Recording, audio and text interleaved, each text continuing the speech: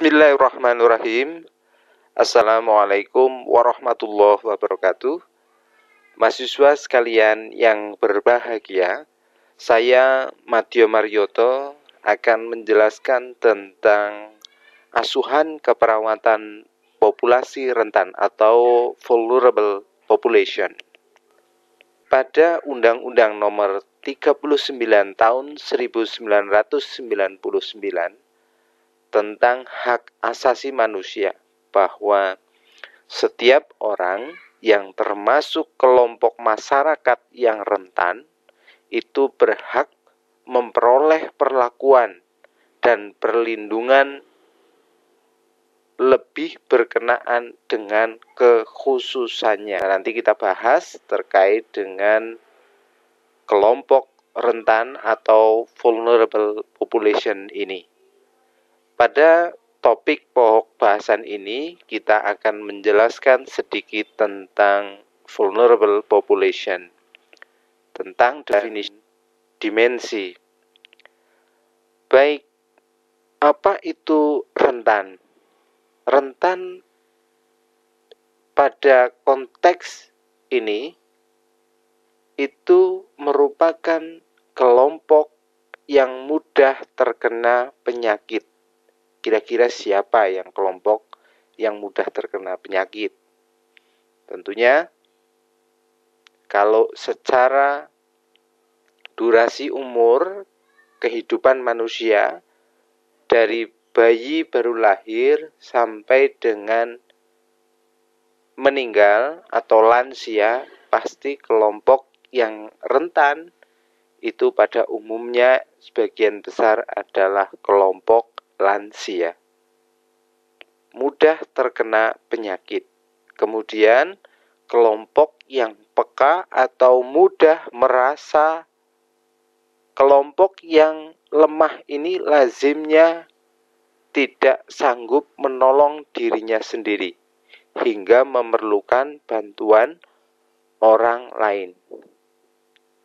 Selain itu, artinya satu kelompok yang mudah dipengaruhi itu termasuk pada kelompok vulnerable population.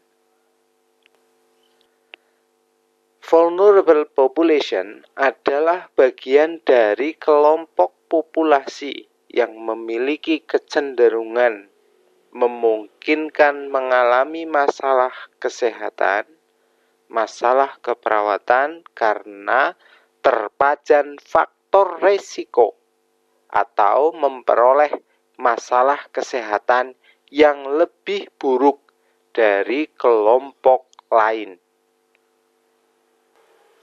Upaya perlindungan guna mencapai pemenuhan hak kelompok rentan telah banyak dilakukan oleh pemerintah bersama dengan masyarakat. Tentunya selama ini kita hidup berdampingan, ada gotong royong, ada kepedulian terhadap sesama. Nah, ini yang juga program-program pemerintah yang memihak pada pemenuhan hak dari kelompok rentan itu bersama dengan masyarakat. Namun masih dihadapkan pada beberapa kendala yang antara lain kurangnya koordinasi antar instansi pemerintah.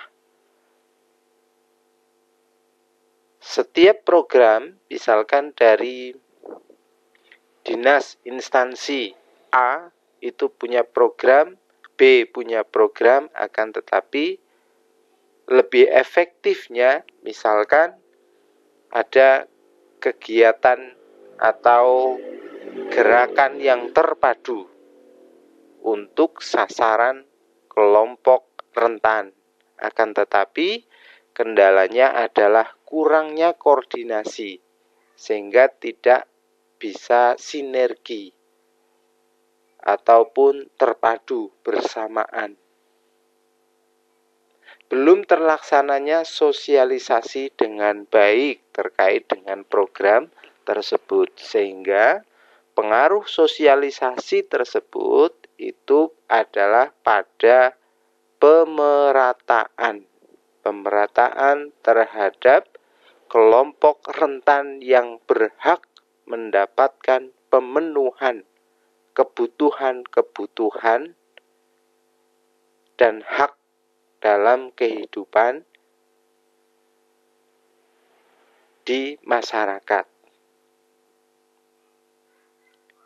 Dan kemiskinan yang masih dialami masyarakat.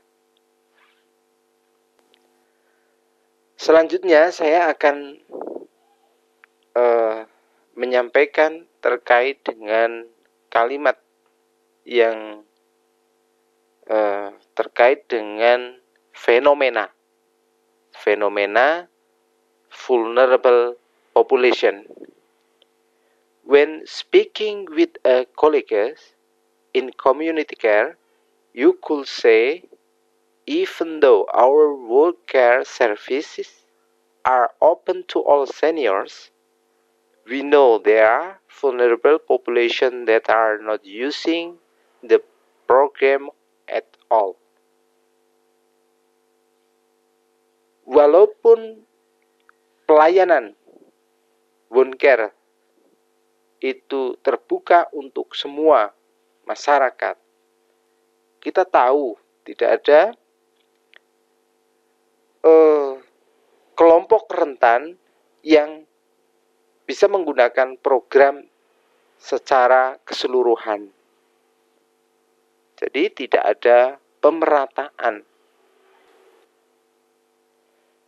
Selanjutnya, setelah kita membahas tentang pengertian atau definisi tentang vulnerable population dan fenomena yang selama ini ada di masyarakat, terutama masyarakat Indonesia, saya akan jelaskan tentang domain kesehatan populasi rentan. Domain kesehatan populasi rentan atau vulnerable population itu meliputi 3. Yang pertama adalah physical, yang kedua sosial, dan yang ketiga adalah psychological. Yang pertama tentang physical. Itu kelompok rentan fisik itu pada high risk mothers dan infant. Kemudian penderita penyakit kronis, DM, hipertensi, respiratory disease, PPOK, PPOM, penyakit jantung, ataupun dislipidemia dan penyakit-penyakit kronis lainnya. Kemudian kelompok disabel atau kelompok orang dengan HIV AIDS atau sering disingkat dengan ODA. Kalau tren yang sekarang itu kelompok rentan adalah kelompok pada misalkan usia lanjut terhadap penyakit corona, terutama usia lanjut yang sudah menderita komplikasi penyakit kronis sebelumnya. Ya. Itu rentan terhadap serangan penyakit corona, jangkitan penyakit corona. Oke. Selanjutnya, kalau berbicara data mengenai domain physical ini, terutama penyakit kronis, sebanyak 7-8% lansia mempunyai penyakit kronis. 67% memiliki 2 penyakit kronis. Jelas kalau kita kaitkan dengan COVID, coronavirus disease, itu akan menjadi faktor yang memperburuk atau sangat rentan terhadap jangkitan penyakit corona atau COVID-19. Nah, ini jadi kalau kita orang di komunitas itu lebih memprioritaskan kelompok umur lansia untuk menjaga higien sanitasinya. Karena mereka adalah termasuk kelompok-kelompok umur yang rentan terhadap penyakit COVID-19. Apalagi lansia dengan komplikasi penyakit kronis. Selanjutnya, psikologikal. Kelompok yang secara rentan pada domain psikologis, terutama skizofrenia, bipolar disorder, atau gangguan mental yang ditandai dengan perubahan suasana hati yang sangat ekstrim berupa mania dan depresi. Berikutnya, kelompok depresi. Yang terakhir adalah kelompok ADHD. ADHD itu gangguan mental yang menyebabkan anak sulit memusatkan perhatian serta memiliki perilaku impulsif dan hiperaktif, sehingga dapat berdampak pada prestasi belajar. Yang ketiga adalah domain kesehatan populasi rentan sosial. Sosial itu living in abuse family. Apakah ada yang riwayat masa lalu kita itu living in abusive family? Ini termasuk kelompok yang rentan, kelompok yang berisiko baik secara penyakit atau sosial, baik juga fisik, kekerasan fisik dan yang lain. Tapi pada umumnya adalah rentan terhadap domain termasuk ke domain sosial, living in abusive family. Kemudian homeless family, keluarga individu orang tanpa rumah atau gelandangan misalkan. Itu termasuk kategori yang mudah dipengaruhi terhadap sosial orang lain dan juga pengaruh-pengaruh sosial lainnya. Kemudian imigran itu sangat mempengaruhi. Berikutnya refugees, ya, seperti halnya perbudakan ya kalau zaman dulu. Selanjutnya beberapa program yang tim lakukan adalah jika saudara sebagai perawat komunitas yang dilakukan ketika saudara masuk pada kelompok rentan atau masyarakat ketika akan men-screening kelompok rentan, yang dilakukan pertama adalah screening atau sensus kesehatan. Kemudian dikategorikan pada kelompok umur, kelompok penyakit, atau berdasarkan kelompok-kelompok lain sesuai dengan yang kita butuhkan. Selanjutnya ada pelatihan kader.